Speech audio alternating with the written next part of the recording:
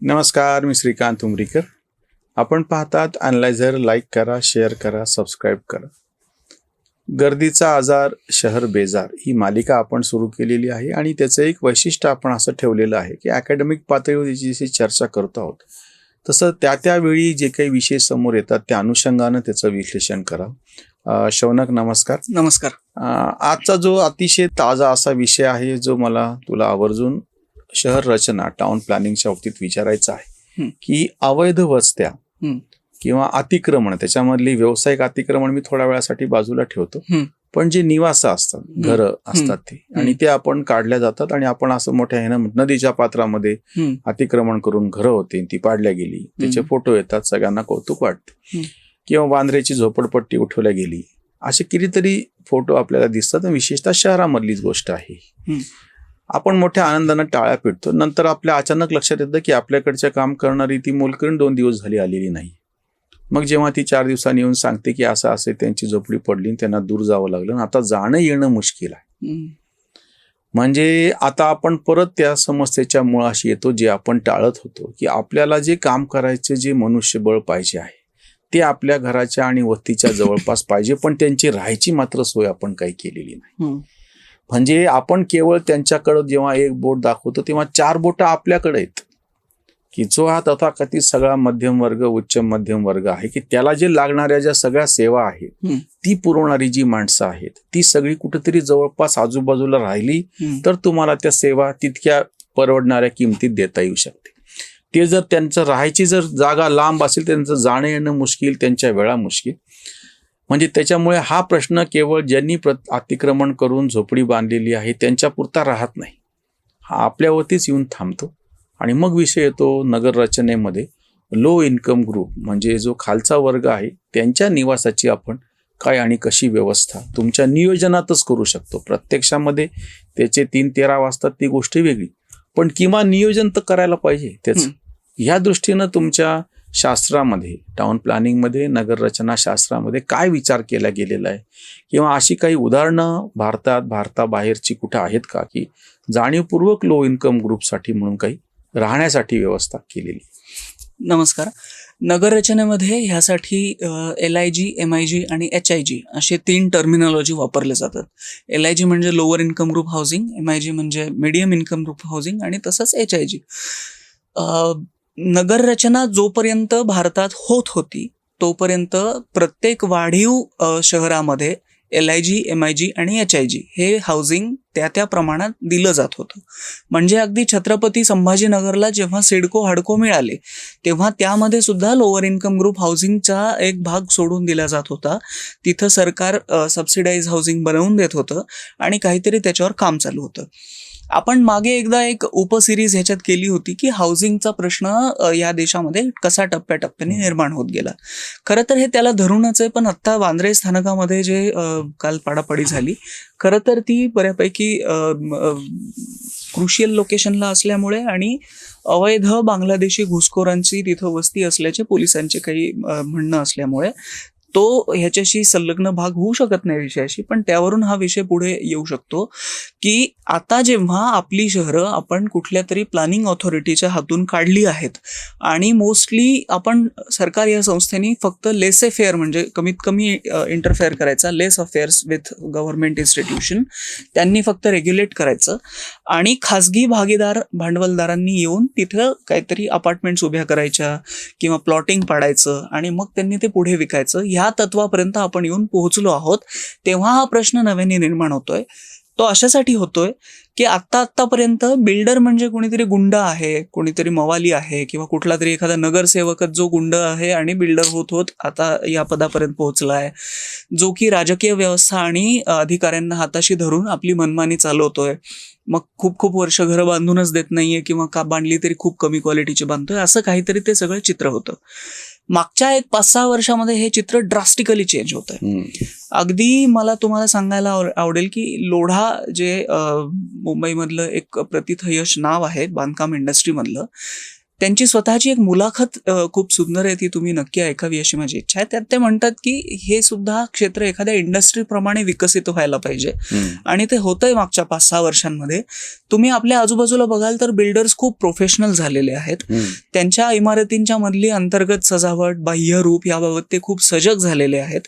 त्यांच्या डेडलाईन्स ते पाळतायत, त्यांचे कॉन्ट्रॅक्टर्स काटेकोर काम करतायत, त्याच्या क्वालिटी कंट्रोलकडे त्यांचं लक्ष आहे.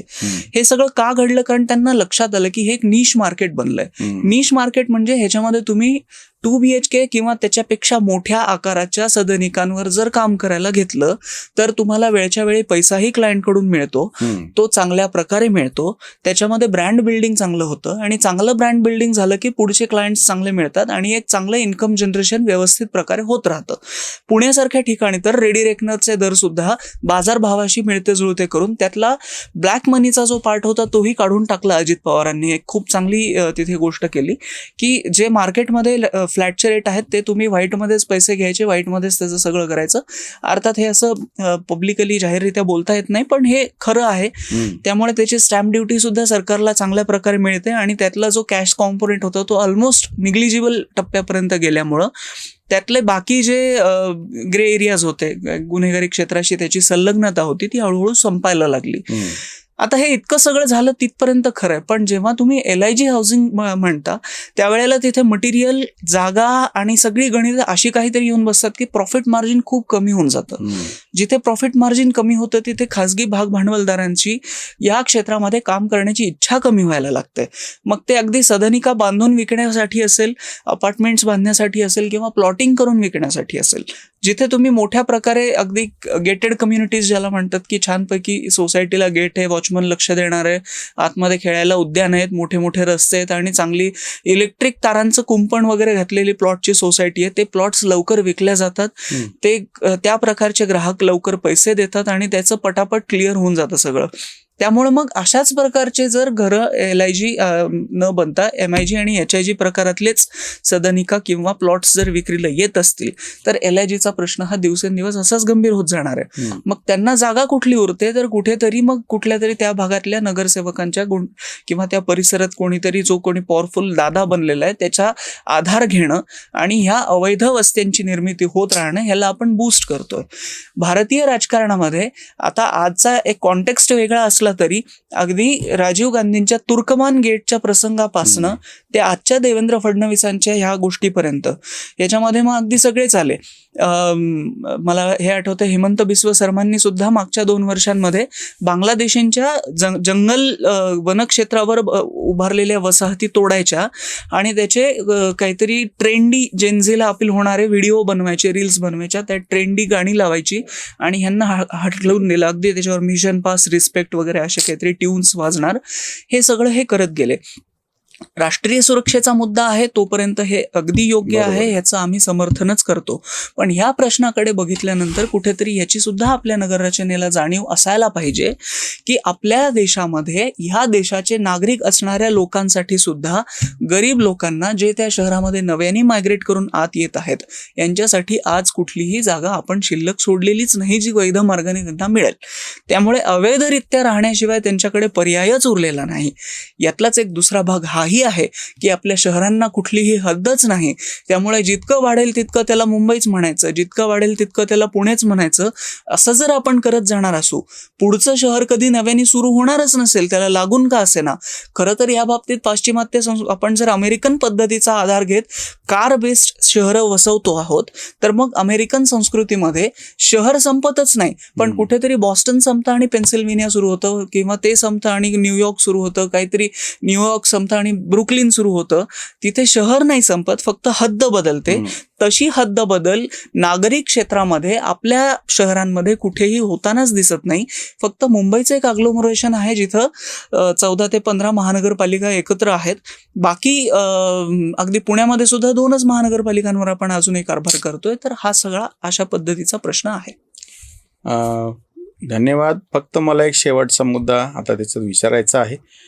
जे आम्ही शेतकरी चळवळीमध्ये म्हणत होतो की भारत विरुद्ध इंडिया, भारताचं शोषण केलं गेलं आणि तिथून लोक मोठ्या प्रमाणात इंडियात आली, आणि इंडियात आल्याच्या नंतर म्हणजे शहरी व्यवस्थेमध्ये आल्याच्या नंतर ती सगळ्यांना घुसखोरी वाटायला लागले, अतिक्रमण वाटायला लागले. वस्तुतः तुमचीच ती गरज आहे. हे सगळं मनुष्यबळ ही तुमची गरज आहे. तुम्ही अतिक्रमण काढलं म्हणून एखाद्या पंक्चरवाल्याच्या नावानं जेव्हा ओरडता आणि तुमची गाडी पंक्चर झाली तेव्हा तुम्हाला त्या रस्त्याच्या लगतच ते दुकान हवं असतं. ते कुठंतरी दूर आहे आणि ते तुम्हाला चालणार नसतं. म्हणजे तुमचीच गरज भागवणारी जी एक व्यक्ती असते त्याच्या व्यक्तीनं केलेलं अतिक्रमण हे अपरिहार्यपणे तुम्हीच त्याला करायला भाग पाडलेलं असेल. म्हणून मला एक शेवटच्या टप्प्यामध्ये विचारायचे समारोपाच्या टप्प्यामध्ये की मग आपल्याला अशा लोअर इन्कम ग्रुपसाठीच्या योजना कशा पद्धतीनं यशस्वीरित्या राबवता येऊ शकतील. पुन्हा एकदा आपल्या पहिल्या दुसऱ्या एपिसोडमध्ये आपण जी चर्चा केली होती तिचा थोडासा सारांश इथे सांगायला लागेल. आपण अमेरिकन किंवा रोड कार बेस्ड सिस्टम असलेल्या शहरांच्या दृष्टीने आपली शहरं विकसित करतो आजपर्यंत. पण भारतीय अनुषंगानं ह्या शहरांकडे पाहिलं की एक लक्षात येतं की डेव्हलपमेंट ही परमनंट काहीतरी गोष्ट आहे. असा जो काही विचार आपल्या डोक्यांमध्ये फिक्स बसलाय तो थोडासा बाजूला काढून ठेवायला पाहिजे. काही तासांपुरतं त्या रस्त्यावर एखाद्या प्रकारच्या सेवेला अनुमती देणं, काही तासांपुरतं एखादी जमीन वेगळ्या वेगळ्या रोटेशन्समध्ये वापरता येणं, मिक्स यूज लँड यूज हा एक त्यातला खूप चांगला पर्याय आहे. म्हणजे एखादा इंडस्ट्रीयल काहीतरी अशी गोष्ट आहे ज्याच्यामध्ये तुम्ही फक्त पुण्यामध्ये चिप्स भरताय किंवा बिस्किटं भरताय पण त्यासाठी तुम्हाला सगळे कामगार घेऊन इंडस्ट्रियल एरियामध्ये जावं लागतंय. ही गोष्ट तुम्ही रेसिडेन्शियल एरियामध्ये सुद्धा अलाउ करू शकता. अशा प्रकारचं सॅग्रिगेशन जिथे थोडंसं खोलवर जाऊन काम करावं लागेल मान्य आहे, पण जिथे एकच जमीन दिवसाचे 24ही तास वेगळ्या वेगळ्या कामांसाठी वापरली जायला लागेल तेव्हा या सगळ्या जमिनीवर आलेला हा ताण कमी होईल. शहराची वाढ जी फुगती आहे तो फुगवटा कमी होईल आणि मग कमीत कमी जागेमध्ये जास्त गोष्टी चालू झाल्या की मग हे सगळे प्रश्न कमी व्हायला मदत मिळेल. धन्यवाद. फार वेगळा विषय आत्ता सगळ्या अतिक्रमण आणि त्या मोहिमेच्यामुळं सगळा सुरू झालेला होता, समोर आलेला आहे. आणि हे जे सगळे कामगार आहेत शहरासाठी ज्यांची गरज आहे त्यांच्या निवासाची पण सोय पाहणं आपली गरज आहे. जसं मोठ्या मोठ्या हाऊसिंग सोसायटीमध्ये आता तुम्ही वॉचमनसाठी वेगळं छोटीशी का होईना पण जागा उपलब्ध करून देता किंवा त्यांच्यासाठी काम करणारे जे लोक आहेत सर्वंट क्वार्टर्स असा जो त्याला शब्द आहे. तर आधी हा विचार छोट्या प्रमाणात का होईना तेव्हा इंग्रजांनी जेव्हा मोठे मोठे हे बांधले तेव्हा सर्वंट क्वार्टर नावाची वेगळी गोष्ट केलेली होती. मधल्या काळात आपण ते सगळं विसरून गेलो. पण आता आपल्याला जी मनुष्यबळ लागणार आहे त्याच्याही निवासाची सोय आपल्या ज्या वस्त्या आपण उभारलेल्या त्याच्या जवळपासच आपल्याला अधिकृतरित्या करावी लागेल. म्हणजे मग अनधिकृत असं जे काही सगळं आपल्याला समोर दिसतंय ते चित्र पालटता येऊ शकेल. इथेच थांबूया. धन्यवाद. नमस्कार. स्वधर्म जागृतीचा विधायक बुरुज